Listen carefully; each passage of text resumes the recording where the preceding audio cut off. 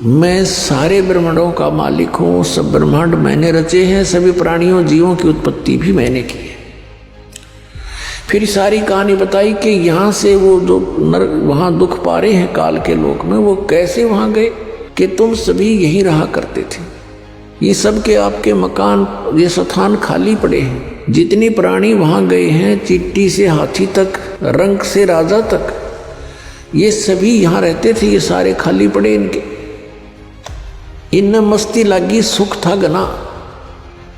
और यहाँ एक ज्योत निरंजन नाम का अंडे से निकला हुआ प्राणी था, आत्मा था। उसने कुबद छाई, एक पैर पे खड़ा होके तप करने लगा।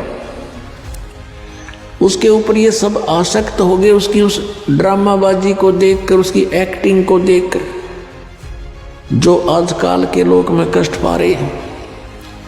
मैंने बहुत बार उनसे कहा कि तुम मस्त रहो बच्चों, इसकी क्रिया को मत देखो। ऊपर से तो वो सावधान हो जाते थे, अंदर से कसक घनी बन गई, उस पर आसक्त हो गए, हृदय से चाहने लगे। जब उसने कहा कि मुझे जीव दे दो, तो मैंने उनसे पूछा था क्या तुम जाना चाहते हो? सभी ने स्वीकृति दे दी थी, इसलिए उसके साथ भेजने पड़ गए मुझे। और देखो बेटा यहाँ कितना सुख है, और वहाँ क्या हो रहा है।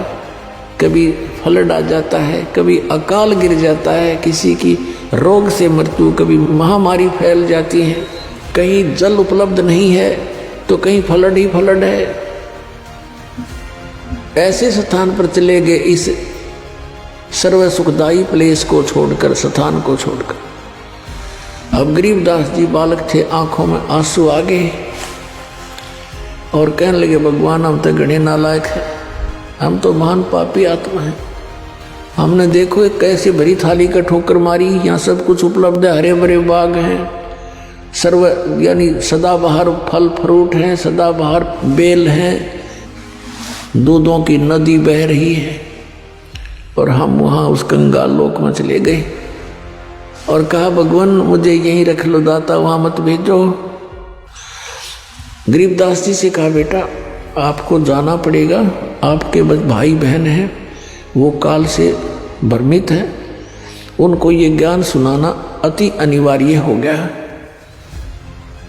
तब गरीबदास जी ने कहा जो आपकी आज्ञा प्रभु, मेरे साथ रहना मालिक, बहुत गंदा लोक है वहाँ, तो विचलित हो जाऊं कहीं मैं परमात्मा। परमेश्वर ने कहा बेटा घबरा मत, मैं तेरे साथ रहूँगा। ज्यों बच्चा गऊ की नज़र में, यूं साईं को संत, और भक्तों के पीछे फिरे वो भगत वत्सल भगवंत।